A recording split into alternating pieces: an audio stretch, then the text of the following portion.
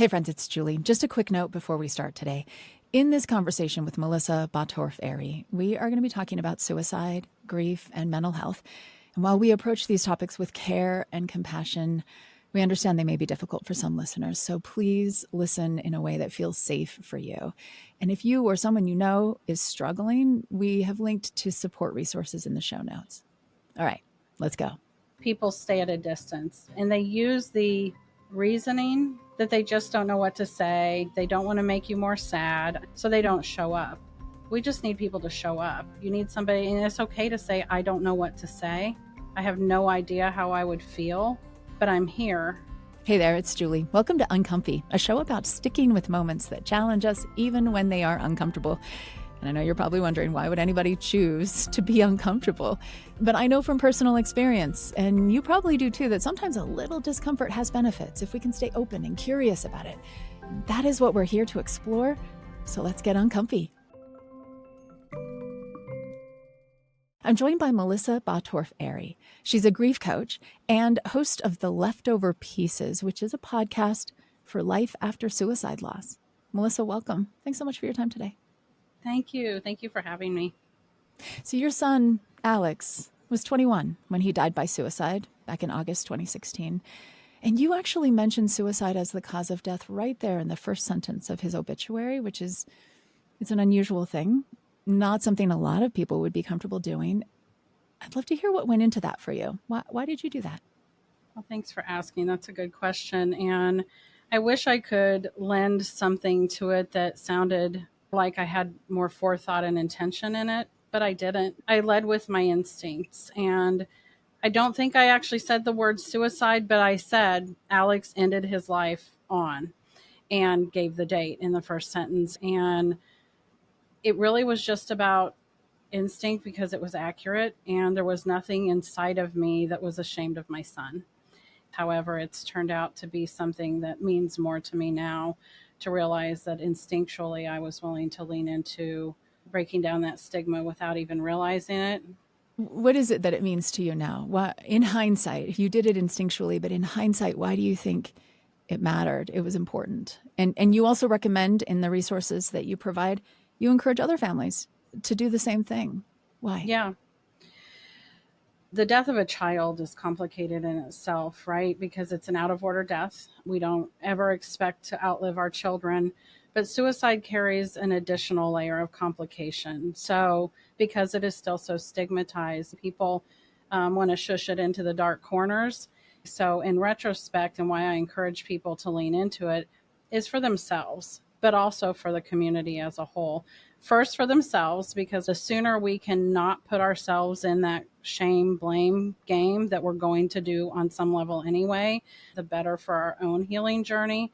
But also it just is going to uncomplicate things. I have watched a lot of things over the years, and almost 5 years of having people on the podcast and having community members for years now.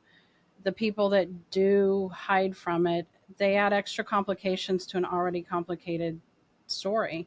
They have to think about what to tell people. They have to remember who knows and who doesn't. And they're constantly still keeping themselves in that closet of somehow there's something wrong with the way their loved one died if they don't just, lead with it and accept it from the beginning. And I don't really like the word accept, so I just used it, but it's for those reasons. And then for the community standpoint, it helps break down that stigma because it gives them a platform to start going forward into the space of why does suicide happen? And that's just something that is still confusing to people, and many people assume the wrong thing about why young people die by suicide. What are some of those misconceptions, and how do those play out in the way people respond? So if you have an obituary that says this 21-year-old young man died by suicide, and you have another one in the paper the same day that says this 21-year-old man died from leukemia, or even an accident. Talk to me a little bit about what you think some of those misconceptions are and how that shapes the way we show up for people when they're grieving. I know what a lot of the misconceptions are. So I mean, when we hear of an accident or a disease, those are the most common other things we hear, especially with young people. We have this incredible empathy for people of, oh my gosh, you know, how horrible. And we show up and we ask them if what we can do, and we're more willing to lean in and talk about their loved one. When it's suicide, there's a lot more like, it's like a collective oxygen suck out of the room, and people don't know what to say. They don't know how to act. And many people assume that the family must have been doing something wrong, or there was something hidden in the family that they didn't know about, or there was some fill in the blank addiction, severe mental health issue. And don't get me wrong, there are people that die by suicide, young and old, that may have fit the traditional model of who would be at more risk. We are seeing in this last decade plus a year or two, people that don't fit that model. These young people under, we'll just say under the age of 30, and I hate to say this out loud now, but over the age of 12, um, that just takes my breath away a little bit to realize how young we're losing people this way. That somehow there was a blame, and nobody puts a blame when it's, I mean, okay, if it's a car accident, somebody might assign a blame, but that's a blame that we can live with because it's external. It's really complicated to blame the person that died. Yeah. You said it's important to name it because you're not ashamed. You weren't ashamed of Alex, your son. Right. So by naming it, you're separating this action that ended his life and From him. kind of who he was, or the what he stood for and what you can remember about Julie, I him. just had an epiphany. I'm a narrative therapy coach as my grief coaching, which means we separate the problem from the person. You know, I'm not a depressed person. I'm someone who depression is affecting. And so you take that away. But long before I even knew I was going to do narrative therapy for this, there must have been something in me predetermined to lean into that type of healing, because it's the same thing. Separating how Alex died from Alex. Alex happened to die this way, but it doesn't have any effect on who Alex was as a person. And a lot of times by hiding it, it starts to feel that way. It doesn't mean it's any more true, but there's that feeling that comes with it of there must have been something to hide. So that becomes the person in the family who nobody talks about because they died in this way that feels shameful or embarrassing, and therefore they must have been shameful and embarrassing And somehow, they right? take and they yeah, exactly, and they take the lead from the initial intimate family circle, if you will. So if the first circle is acting hush about it, then everybody else is going to, and it perpetuates that stigma, which then bleeds off onto people that are struggling, Julie, because if we can't talk about suicide loss openly and suicidality and suicidal behavior openly, then how does somebody that's struggling step forward and say, it's this bad, I'm having suicidal thoughts, because they don't feel safe to do so because it's shamed and stigmatized. Well, but what people worry about, though, and I certainly have worried about, if I'm too open about it, it's going to put ideas in the minds of those people.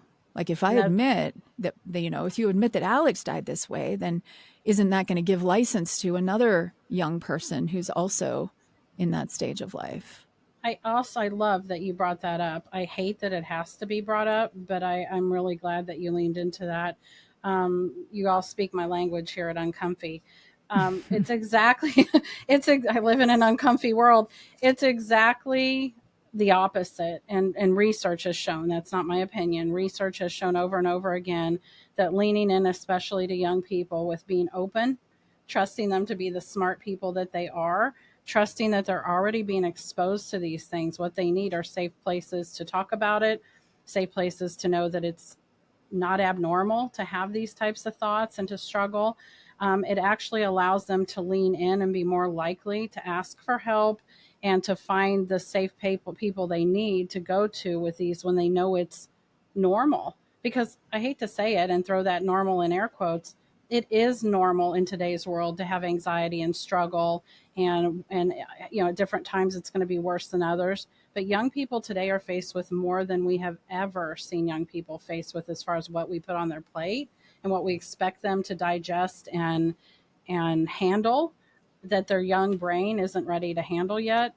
And the sooner we can lean into suicidality is part of our society, it's going to come up in their world, and the sooner we make it as easy as them complaining about, I've been throwing my ball a lot at baseball practice and my shoulder's really bothering me, mom, and I can't seem to get it worked out. I think I need to go to the doctor.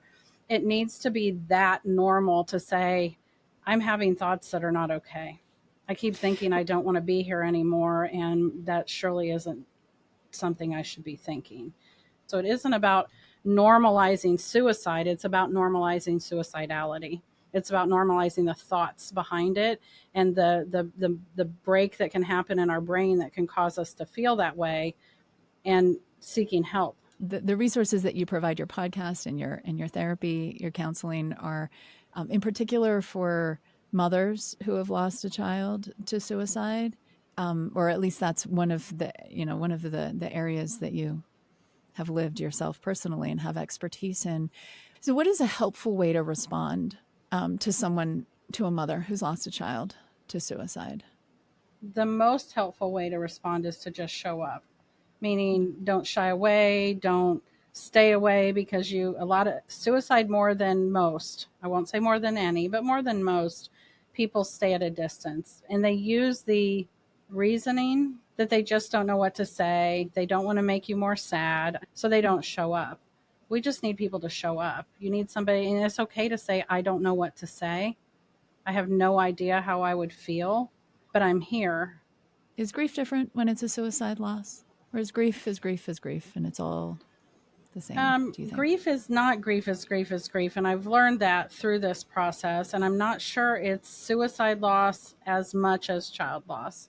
But suicide definitely complicated it. So before losing Alex, my father died when I was only 30, when my kids were little, and he was only 48.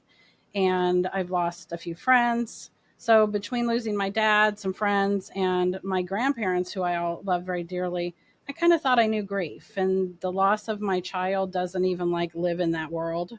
So when you add the complication of suicide loss, mothers who have lost a child to suicide really feel lonely and isolated, and they become isolated very quickly because so many people do stay away. They don't know how to deal with the unimaginable, and let's face it, we don't either. And so people tend to say, well, I didn't want to bring up Alex because I don't want to make you sad. Here's the reality. A mother is never going to forget. There's not one moment that goes by. I've heard people say, Melissa, I just didn't want to remind you. I promise you I didn't forget, not for one instant. And so I want to be reminded of Alex's life. I want to talk about him. I want to hear their memories. I want to share my memories. I still want Alex to be brought up. I still want his legacy to matter. And that's really true for moms early on. We still want people to show up and care. And if you don't know what to say, I don't know what to say, but I'm here and I care about you, and then keep doing it. What is Alex's legacy? Alex was an outgoing, gregarious, incredible, giving young man. He was the kid that was there for all of his friends. He was that unique blend of varsity athlete meets show choir kid meets state level president of his technology association. He didn't have an enemy, and he had a million best friends, and he gave the best hugs in the world. I miss him every single day. And yet his legacy, he's here with me every day, working in spirit, doing this work. I wish he was here and I didn't have to be doing it, Julie, but he shines through so bright, and being able to turn towards his life has been really powerful in my journey. So I hope somebody takes something from that, leaning into their legacy and their life. Really, moms especially, but I would say lots of suicide loss grievers get really stuck in the moment and the cause of the death, and being able to at some point turn away from that and bring them with you. Like I always say, we're not moving on, we're moving forward. So being able to move forward with Alex has been so powerful to me, and to give him space the same as I give my other living children space. So thanks for asking. Thank you for sharing. Melissa Bottorff-Arey is a grief coach and educator. She's host of The Leftover Pieces, which is a podcast for suicide loss survivors to find support, community, and healing. And you can find out more about her work and her resources at theleftoverpieces.com. And if you or someone you know is struggling, please know that help is available. The Suicide and Crisis Lifeline is free. It's confidential. It's open 24/7. You can dial 988 to talk to someone. Thank you for sharing your story with us today, Melissa. I really appreciate it. I'm honored to be able to share it and hope that it helps just one person. And thank you for getting uncomfy with us today. I hope this was helpful, and I'd love to hear your thoughts. Email me at uncomfy@byu.edu or connect with us on social media to continue the conversation. We are at uncomfy.podcast over on Instagram. Uncomfy is a BYU radio podcast. Samuel Benson produces it, and the team includes Hyobin Kim and Sam Payne. Our theme music was composed by Kelsey Ney. I'm Julie Rose. Can't wait to get uncomfy with you again next week. Julie here. Just one more thing before you go. If you're a mom or if you know a mom that could use a little backup, there's a new podcast from BYU Radio you'll want to hear about. It's called The Council of Moms, and it's all about the real, messy, beautiful moments of motherhood, from picky eaters and bedtime battles to the deeper stuff like anxiety and raising resilient kids. The show is honest, funny, full of heart. These are moms who get it, and they're showing up to support each other and support you. So if you're feeling a little overbooked and underappreciated, this might be just the boost you need. You can find Council of Moms on Apple Podcasts, Spotify, YouTube, or anywhere you listen.